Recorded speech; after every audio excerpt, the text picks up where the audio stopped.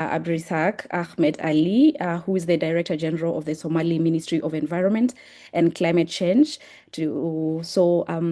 His Excellency, I'd like to welcome you to give us your opening remarks. Thank you for giving me the floor. Excellencies, distinguished guests, ladies and gentlemen, good afternoon. Thank you very much. And I would like to sincerely thank the Horn of Africa Institute for Peace and Security for convening this important Peace Talks session. I also warmly acknowledge all participants joining us today, whose collective knowledge and experience are critical to advancing the climate and peace agenda in the Horn of Africa.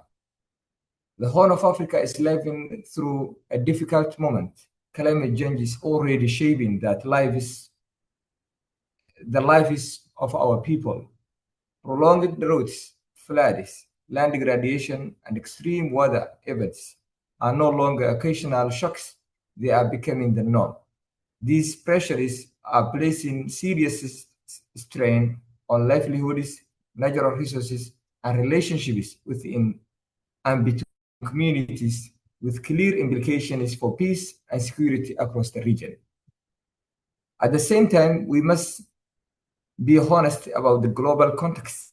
The climate crisis also facing today is not of Africa's making.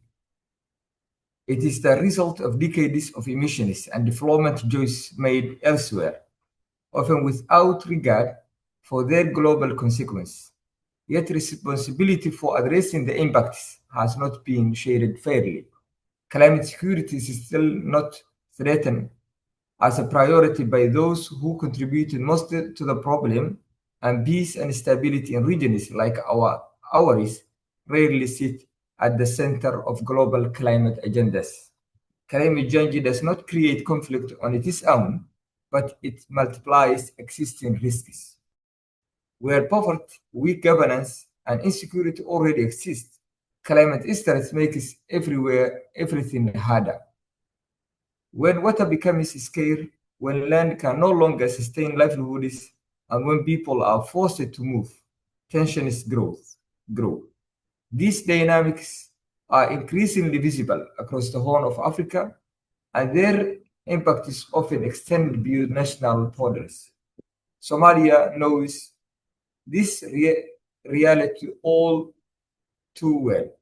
Recurrent droughts and floods have disrupted pastoral and agricultural livelihoods, displaced millions of people, and increased competition over land and water, often in areas already affected by insecurity. Based on our own assessments, we know threat climate change as a national threat and a central pillar of our security, peace, and resilience efforts. Recognizing this, the government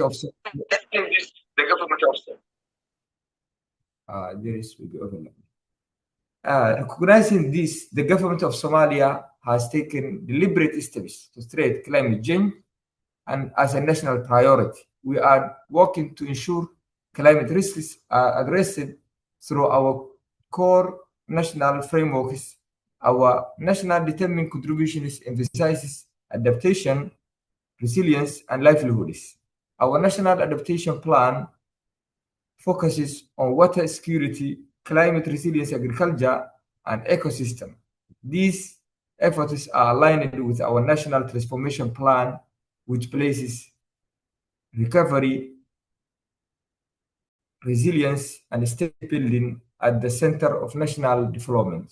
However, there are clear disconnects we must address. Much of global climate finance is still designated far from the realities of people living with climate impacts. Discussions are often made by institutions and experts who do not experience drought, displacement, or resource conflict firsthand. As a result, climate action efforts remain short-term, fragmented, and poorly suited to fragile and conflict-affected contexts. For countries like Somalia, climate investment must do more than fund projects on mitigation and adaptation. It must help reduce risk, strengthen social cohesion, and prevent future instability.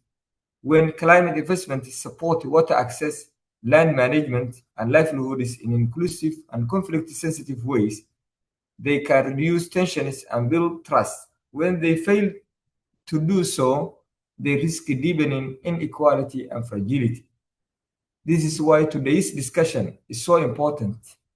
PeaceTalks provides a space to connect climate action with peace and security in a practical and honest way, to question current approaches and to push for solutions grounded in lived realities. I look forward to the discussion and to learning from your perspectives on how we can collectively ensure that climate action in the Horn of Africa supports resilience, dignity, and lasting peace. I thank you. Thank you so much, His Excellency Ahmed.